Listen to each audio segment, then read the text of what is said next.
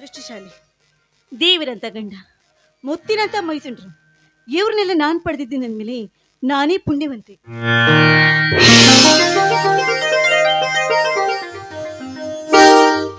ಹೌದು ಅತ್ತಿಗೆಮ್ಮ, ನೀವು ನಮಗೆ ಸಿಕ್ಕ ಹಾಗೆ ನಾವು ನಿಮ್ಗೆ ಸಿಕ್ಕ ಹಾಗೆ ನೀವು ನಮ್ಗೆ ಅತ್ತಿಗೆ ಆಗಿ ಸಿಕ್ಕಿದ್ದು ನಮ್ಮ ಪುಣ್ಯ ತಾಯಮ್ಮ. ತಾಯಮ್ಮ ಎಲ್ಲಿ? ಇನ್ನೊಂದ್ಸಾರಿ ಹೇಳು. ಹೌದು, ನೀವು ನನ್ನ ಅಮ್ಮ.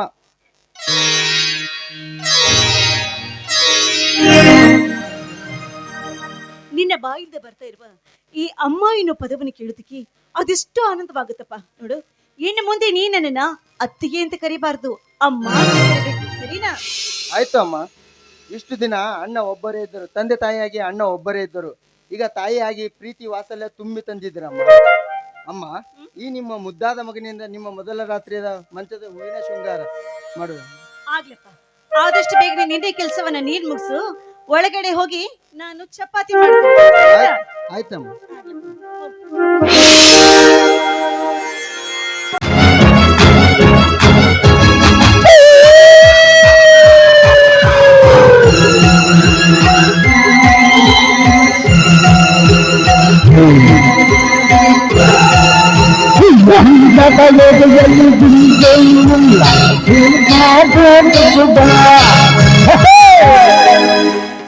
ಹಲೋ ಮಿತ್ರ ಗೌತಮ್. ಪ್ರಣಯರಾಜ್, ಹೌದು, ನಿನ್ನ ನನ್ನ ಅಣ್ಣನ ಮದುವೆಗೆ ಏಕೆ ಬರಲಿಲ್ಲ? ಎಷ್ಟು ದಾರಿ ನೋಡಿದ್ದೀನಿ ಗೊತ್ತಾ? ಸಾರಿ ಮಿತ್ರ, ನಿನ್ನೆ ಕೋರ್ಟಿನಲ್ಲಿ ತುಂಬಾ ಇಂಪಾರ್ಟೆಂಟ್ ಕೆಲಸ ಇತ್ತು, ಅದಕ್ಕೆ ಬರಲಿಲ್ಲ. ಸಾರಿ ಕಣೋ. ಹೌದು, ನಿಮ್ಮ ಅಣ್ಣ ಇಲ್ಲಿ ಕಾಣ್ತಾ ಇಲ್ಲಲ್ಲ? ನಮ್ಮ ಅಣ್ಣ ಇಷ್ಟೊತ್ತಿಗೆ ಎಲ್ಲಿರ್ತಾರೆ? ಅವ್ರು 11 ಗಂಟೆ ಆದ್ರೆ ಆಯ್ತು, ಕೋರ್ಟಲ್ಲಿ ಇರ್ತಾರೆ. ನಿಮ್ಮ ಅಣ್ಣ ಲಾಯರ್ ಯಾವ ಕೋರ್ಟಿನಲ್ಲಿ? ಹೈಕೋರ್ಟ್ ನಲ್ಲಿ the great criminal advocate Ashok Kumar ಅವರೇ ನನ್ನ ಅಣ್ಣ. ಓಹೋ, ಅಶೋಕ್ ಕುಮಾರ್ ನಿಮ್ಮ ಅಣ್ಣನೇ. ಈ ಹೆಸರು ತುಂಬಾನೇ ಕೇಳಿದ್ದೇನೆ. ಈ ಹೆಸರು ತುಂಬಾನೇ ಫೇಮಸ್ ಇದೆ, ಆದ್ರೆ ಮುಖಪರಿಚಯ ಇಲ್ಲ ಮಾತ್ರ ಅಷ್ಟೇ. ಒಂದು ತಾಸು ಅಂತ ದೊಡ್ಡ ವ್ಯಕ್ತಿ ತಮ್ಮ ನನ್ನ ಸ್ನೇಹಿತನಂದ್ರೆ ನಿಜಕ್ಕೂ ನನಗೆ ಹೆಮ್ಮೆ ಪಡುವ ವಿಷಯ. ಒಂದು ತಾಸು ಮುಂಚೆ ಬಂದಿದ್ರೆ ಮನೆಯಲ್ಲೇ ಸಿಗ್ತಾ ಇದ್ರು, ನಾನೇ ಪರಿಚಯ ಮಾಡಿಕೊಡ್ತಿದ್ದೆ. ಅಂತ ಭಾಗ್ಯ ನನಗಲ್ಲಿ ಇರ್ಲಿ. ಹೋಗ್ಬಿಡು ಗೌತಮ್. ಮಂಚಕ್ಕೆ ಹೂವಿನ ಸಿಂಗಾರ ಮಾಡ್ತಿಲ್ಲ ಯಾಕೆ? ಅಯ್ಯೋ ಹುಚ್ಚ, ನಿನ್ನೆ ದಿನ ಮದುವೆ ಅಂದ್ರೆ ಇವತ್ತು ಫಸ್ಟ್ ನೈಟ್ ಅಂತ ಗೊತ್ತಿಲ್ಲ. ಓಹೋ, ಸರಿ ಸರಿ. ಈ ನಿನ್ನ ಮಿತ್ರನ ಚಿಕ್ಕ ಕಾಣಿಕೆ ನಾನು ಯಾರ ಕೈಯಲ್ಲಿ ಕೊಡಲಿ? ಸ್ವಲ್ಪ ತಾಳು. ಅತ್ತಿಗೆ, ಅತ್ತಿಗೆಮ್ಮ, ಅತ್ತಿಗೆಮ್ಮ.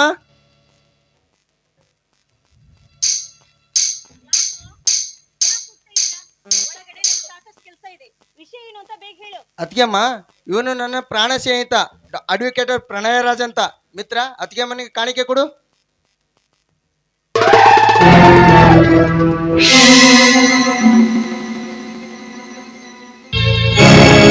ನಮಸ್ಕಾರ ರೀ ಅಮ್ಮ, ತೆಗೆದುಕೊಳ್ಳಿ ನನ್ನ ನೆನಪಿನ ಕಾಣಿಕೆಯನ್ನು.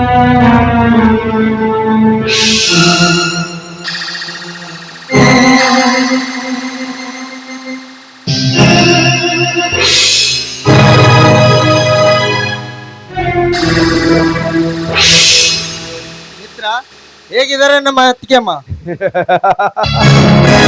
ಸಾಕ್ಷಾತ್ ಮಹಾಲಕ್ಷ್ಮಿ ಮಿತ್ರ, ಇಂಥ ಬಂಗಾರದಂತ ಒತ್ತಿಗೆ ಪಡೆಯಲು ನೀನು ಪುಣ್ಯ ಮಾಡಿರುವೆ. ಹೌದು ಮಿತ್ರ, ನೀನ್ ಹೇಳೋದು ತುಂಬಾ ನಿಜ. ಅತ್ತಿಗೆಮ್ಮ, ಮಿತ್ರನಿಗೆ ಊಟ ಇಲ್ಲಪ್ಪ, ಅಡಿಗೆ ಮಾಡ್ಬೇಕು ಅಂದ್ರೆ ಮನೆಯಲ್ಲಿ ಗ್ಯಾಸ್ ಖಾಲಿಯಾಗಿದೆ. ಹೌದಾ ಅತ್ತಿಗೆಮ್ಮ? ಚಾ ಏನಾದ್ರು? ಯಾಕಪ್ಪ, ನಿನಗೆ ಒಂದು ಸಾರಿ ಹೇಳಿದ್ರೆ ಅರ್ಥವಾಗುದಿಲ್ವೇನು? ಮನೆಯಲ್ಲಿ ಗ್ಯಾಸ್ ಖಾಲಿ.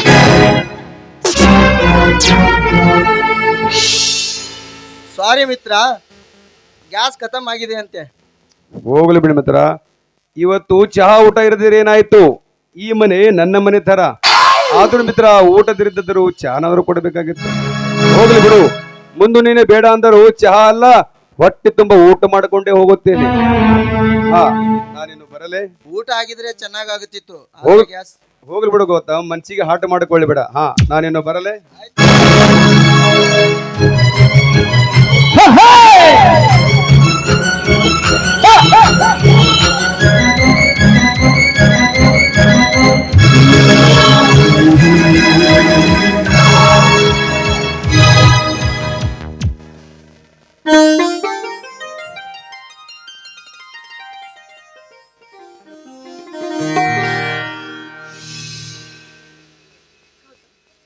ಏನಪ್ಪ ಇದೆಲ್ಲ ಅಲ್ವೋ? ಮನೆಗೆ ಯಾರ್ಯಾರು ಕರೆದುಕೊಂಡು ಬಂದು ಅತ್ತಿಗೆ ಅಡಿಗೆ ಸಿದ್ಧವಾಗಿದೆ ಅಂತ ಕೇಳ್ತೀಯಲ್ಲ, ಏನಪ್ಪ ಇದ್ರ ಅರ್ಥ? ಅದಕ್ಕೆಮ್ಮ ಬಂದವರು ಬೇರೆ ಯಾರು ಅಲ್ಲ, ನನ್ನ ಪ್ರಾಣ ಸ್ನೇಹಿತ, ತುಂಬಾ ಒಳ್ಳೆಯವರು. ಹೋಗ್ಲಿ, ಏನು ಆಗಿದ್ದು ಆಗೋಯ್ತು. ನಡಿ, ನೀನ್ ಮೊದ್ಲು ಊಟ ಮಾಡಿವೆ ಅಂತೆ. ಗ್ಯಾಸ್ ಖತಮ್ ಅಂತ ಹೇಳಿದ್ರಿ, ಇವಾಗ ನೋಡಿದ್ರೆ ಊಟಕ್ಕೆ ಕರೀತಾ ಇದ್ದೀರಾ? ಓ ಹಾಗ. ನೋಡಪ್ಪ, ನಾನು ಈ ಮನೆಗೆ ಹೊಸದಾಗಿ ಸೊಸೆಯಾಗಿ ಬಂದಿದ್ದೀನಿ ಅಂದಮೇಲೆ ನಾನ್ ಮಾಡಿಟ್ಟ ಮೊದಲೇ ಅಡಿಗೆಯನ್ನ ನನ್ನ ಗಂಡ ಹಾಗೂ ನನ್ನ ಮೈದುಂಡ್ರೆ ಊಟ ಮಾಡಬೇಕು ಅಂತ ಸಾಕಷ್ಟು ಆಸೆ ಇಟ್ಕೊಂಡಿದ್ದೆ. ಅದಕ್ಕಾಗಿ ಒಂದು ಚಿಕ್ಕ ಸುಳ್ಳು ಹೇಳಿದೆ ಅಷ್ಟೇ. ಓಹೋ, ಹೀಗೆ ಸಮಾಚಾರ. ಆಯ್ತು ಅತ್ತಿಗೆಮ್ಮ, ನಿಮ್ಮ ಕೈಯಿಂದ ಈ ಮನೆಯಲ್ಲಿ, ಹೊಸ ಮನೆಯಲ್ಲಿ ಮೊದಲು ನಾನು ಊಟ ಮಾಡಬೇಕು. ಬನ್ನಿ ಅಮ್ಮ. ಅಮ್ಮ, ನಾವು ಒಬ್ಬರೇ ಊಟ ಮಾಡಿದರೆ ಹೇಗೆ? ಒಟ್ಟಿಗೆ ಮನೆಯಲ್ಲಿ ಒಟ್ಟಿಗೆ ಸೇರಿ ಊಟ ಮಾಡುವ ರೂಢಿ ಇದೆ, ಹಾಗೆ ಮಾಡಿದರೆ ಆಯ್ತು. ಹಾಗಾದ್ರೆ ನಿಮ್ಮ ಅಣ್ಣನವ್ರು ಬರುವವರೆಗೂ ನಾವೀಗ ಏನಪ್ಪ ಮಾಡೋದು? ಅತ್ತಿಗೆಮ್ಮ, ಒಂದು ಆಟ ಆಡೋಣವಾ? ಇದೇನು ಚಿಕ್ಕ ಮಕ್ಕಳ ತರ ಮಾತಾಡ್ತಾ ಇದೆಯಲ್ಲ? ಅತ್ತಿಗೆಮ್ಮ, ನಾವು ಎಷ್ಟೇ ದೊಡ್ಡವರಾದ್ರೂ ನಿಮಗೆ ಮಗು ತಾನೆ ಅಂದ ಮೇಲೆ ನನಗೋಸ್ಕರ ಒಂದು ಆಟ ಆಡಲೇಬೇಕು. ಆಯ್ತಪ್ಪ, ನೀನ್ ಹೇಳಿದ ಹಾಗೆ ಆಗ್ಲಿ. ಆಟ ಅಂದ್ರೆ ಯಾವ ಆಟ ಆಡೋಣ? ನೀನೇ ಹೇಳು. ಆಯ್ತಮ್ಮ.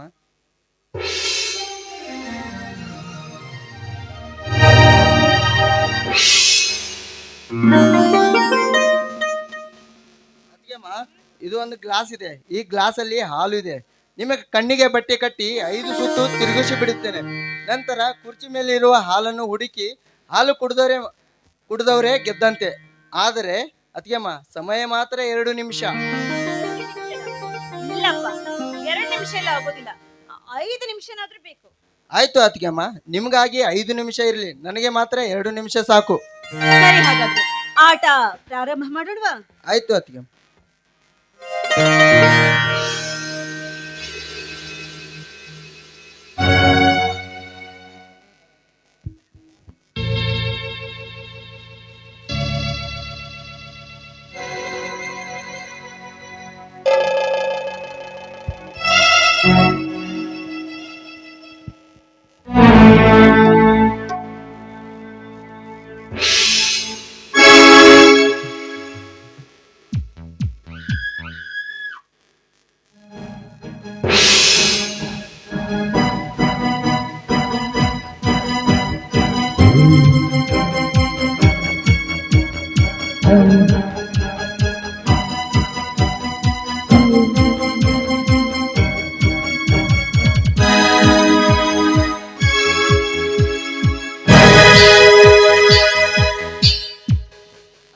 ಸಾವಕಾಶು, ಹುಷಾರು, ಬಿದ್ದೀರಾ?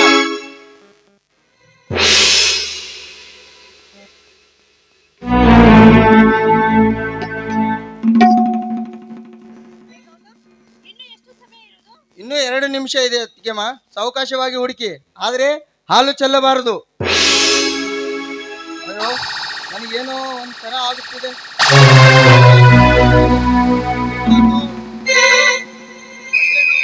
ತುಂಬಾ ಸಂಕಟವಾಗುತ್ತಿದೆ.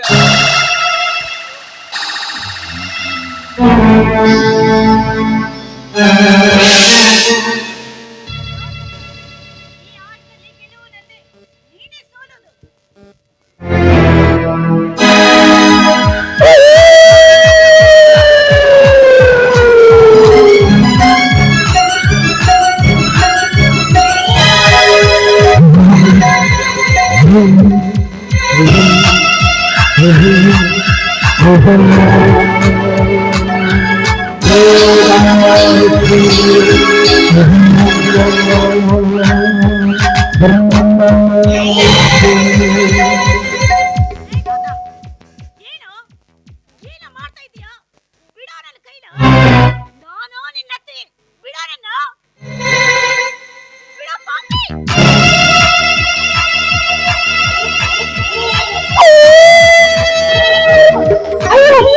ಬಿಡು ಚಿಂತಾಳ.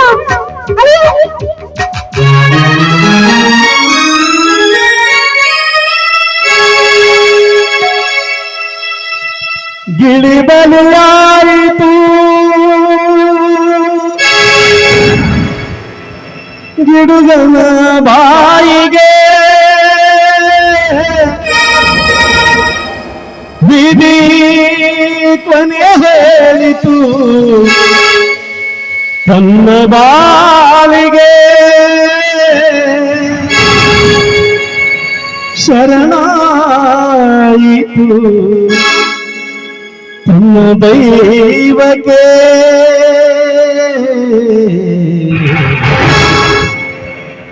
ಶರಣಾಯಿತು ತನ್ನ ದೈವಕ್ಕೆ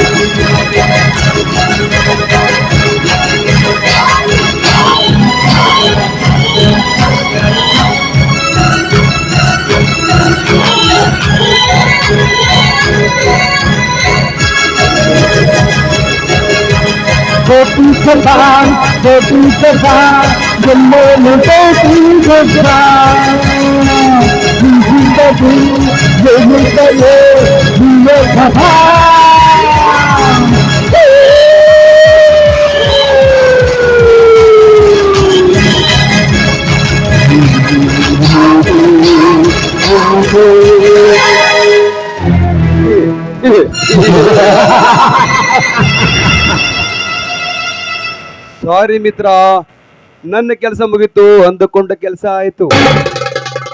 ಸುಮತಿ,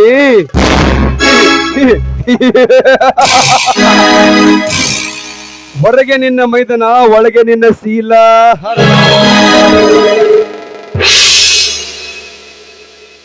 ಸುಮತಿ, ಕಣ್ಣು ಕಟ್ಟಿಕೊಂಡು ತಪ್ಪು ಮಾಡಿಬಿಟ್ಟೆ, ಅದರಿಂದಲೇ ಆಯಿತು ನಿನ್ನ ಪತನ. ಸುಮತಿ, ಕಣ್ಣು ಮುಚ್ಚಿ ಕಳೆದುಕೊಂಡ ನಿನಗಾಯಿತು ಬಾಳಿಗೆ ಮೂಲ.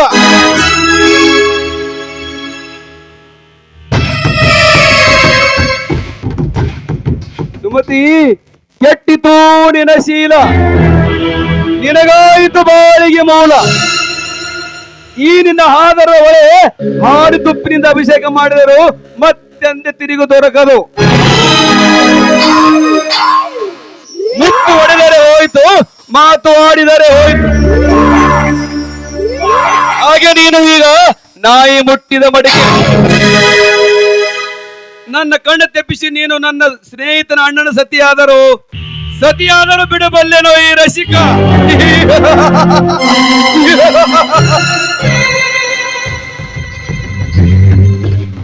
ಮತಿ, ತಾಳಿ ಕಟ್ಟಿದವನು ಅವನಾದರೂ ದೇಹ ಸುಖ ಉಳ್ಳವನು ನಾನು. ನಾಳೆ ನಿನ್ನ ಬಲಾತ್ಕಾರ ಮಾಡಿದೆಂದು ನಿನಗೆ ಗೊತ್ತಿಲ್ಲ. ಹೇಗಿದೆ ನನ್ನ ಕುಟಿಲ ಕಾರಸ್ಥಾನ?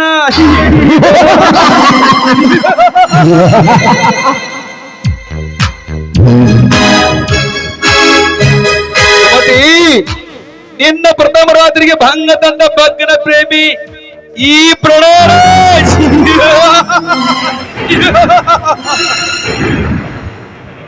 Sorry, my dear friend Gautam. Bye.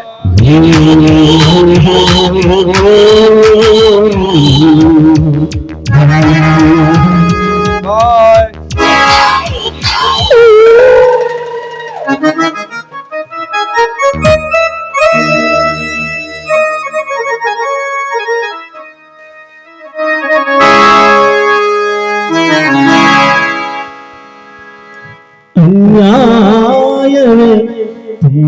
ತುಂಬಿದೆ ಜಗದಲ್ಲಿ ಅನ್ಯಾಯ ತುಂಬಿದೆ ಜಗದಲ್ಲಿ ಅನುಕಂಪವಿದೆ ಆಧಮರಲ್ಲಿ ಅನುಕಂಪವಿದೆ ಆಧಮರಲ್ಲಿ ಅನ್ಯಾಯ ತುಂಬಿದೆ ಜಗದಲ್ಲಿ ಅನ್ಯಾಯ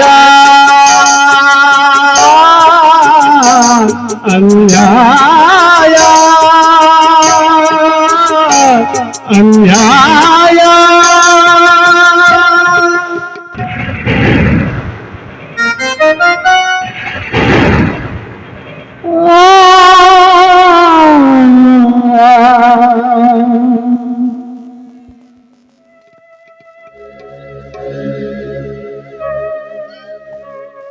ಈ ಸೃಷ್ಟಿಕರ್ತನಾದ ಶಿವನೇ, ಅದೆಷ್ಟೊಂದು ವಿಚಿತ್ರವಾಗಿ ಬರ್ತಿದ್ದೀಯಾ ಈ ನನ್ನ ಹಣೆ ಬರಹ.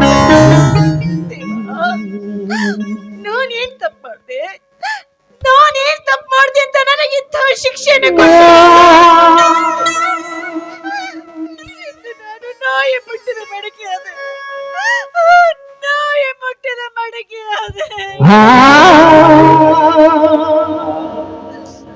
ಒಂದು ವೇಳೆ ಈಗೇನಾದ್ರೂ ಬಂದು ನನ್ನ ಗಂಡ ಸುಮತಿ ಏನು ನಿನ್ನ ಸ್ಥಿತಿ ಅಂತ ಕೇಳಿದ್ರೆ ನಾನು ಅವ್ರಿಗೆ ಅದೇನೋ ಅಂತ ಇಲ್ಲ, ನಾನು ಮಹಾಪಾಪಿ, ಶೀಲ ಕಳೆದುಕೊಂಡ ಹೆಣ್ಣು. ನಿಜ, ನನ್ನ ತಾಯಿನ ಈ ಭೂಮಿ ಮೇಲೆ ಬದುಕಬಾರದು.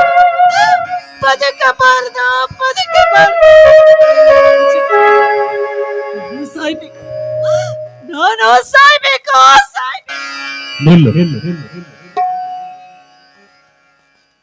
ನೀನು ಸತ್ತರೆ ನಿನಗೆ ಅಂತ್ಯದ ಕಳಂಕ ದೂರವಾಗಬಹುದೇ, ಅಥವಾ ಈ ಸಮಾಜ ನಿನ್ನನ್ನು ಗರತಿ ಎಂದು ಕರೆಯಬಹುದೇ?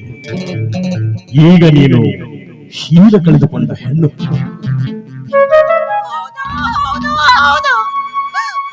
ನಾನು ಶೀಲ ಕಳೆದುಕೊಂಡ ಹೆಣ್ಣು. ಅದಕ್ಕಾಗಿ ನಾನು ಸಾಯಲು ಹೋಗ್ತಾ ಇದ್ದೀನಿ. ನನ್ನನ್ನ ತಡ ತಿಳಿಸ್ತಾ ಇದೆಯಲ್ಲ, ನೀನ್ ಯಾರು?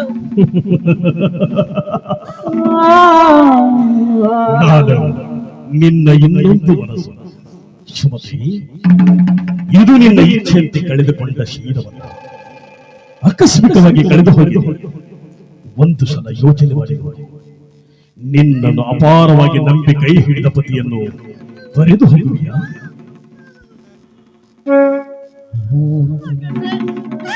ಹಾಗಾದ್ರೆ ನಾನೀಗೇನ್ ಮಾಡ್ಲಿ?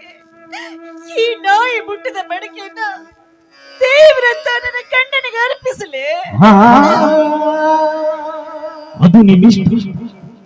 ಆದ್ರೆ ಒಂದು ಮಾತು ಸತ್ಯ, ನಿನಗಾಗಿ ಅಲ್ಲದಿದ್ದರೂ ಬಂಗಾರದ ಮನುಷ್ಯ ಎಂದೆನಿಸಿದ ಅಶೋಕನಿಗಾದರೂ ನೀನು ಬದುಕಲೇಬೇಕು. ನಿನ್ನ ಶೀಲಹರಣ ಮಾಡಿದ ಪಾತಕಿಗೆ ಶಿಕ್ಷೆ ನೀಡಲೇಬೇಕು. ಆ ಸಮಯ ಮುಂದೆ ಬಂದೇ ಬರುತ್ತದೆ. ಅಲ್ಲಿವರೆಗೆ ನೀನು ಕಾಯಲೇಬೇಕು. ನಿನ್ನ ಸೇಡಿನ ಪ್ರತಿಕಾರದ ರಕ್ತ ಕುದಿಯಬೇಕಾದರೆ ನೀನು ಚಂಡಿ ಚಾಮುಂಡಿ ಅವತಾರ ತಾಳಲೇಬೇಕು. ಈ ವಿಷಯ ಈಗ ಗುಪ್ತವಾಗಿ ಯಾರಿಗೂ ಹೇಳಬೇಡ. ಈಗ ನೀನು ಮೊದಲಿನ ತರವೇ ಇರಲು ಪ್ರಯತ್ನಿಸು.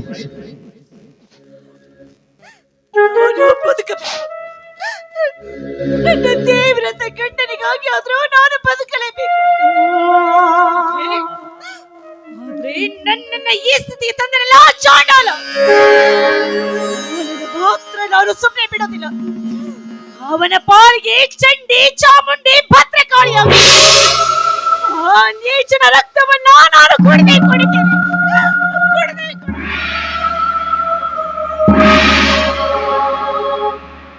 ಏನೇನೋ ಕನಸು ಕಂಡೆ,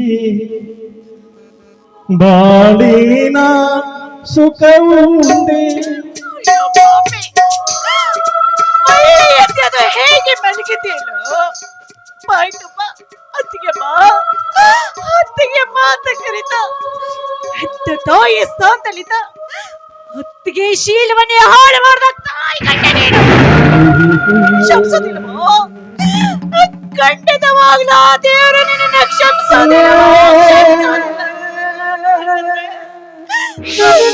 ತಾಳಿ ಕಟ್ಟಿದವನ ಅಣ್ಣನಾದ್ರೆ ಮತ್ತೆ ಹಸುಕ ಉಣ್ಣವನ ತಮ್ಮನಾದನಲ್ಲ. ಅಯ್ಯೋ, ಅಯ್ಯೋ. ಇದೇನಾಯ್ತಪ್ಪ ಈ ನನ್ನ ಬದುಕು? ಇಂದು ನನ್ನ ಪ್ರಥಮ ರಾತ್ರಿ ಅಲ್ಲ ಅಲ್ಲ ಅಲ್ಲ ಅಲ್ಲ ನನ್ನ ಬಾಳಿನ ಕರಾಳ ರಾತ್ರಿ. ಕರಾಳ ರಾತ್ರಿ.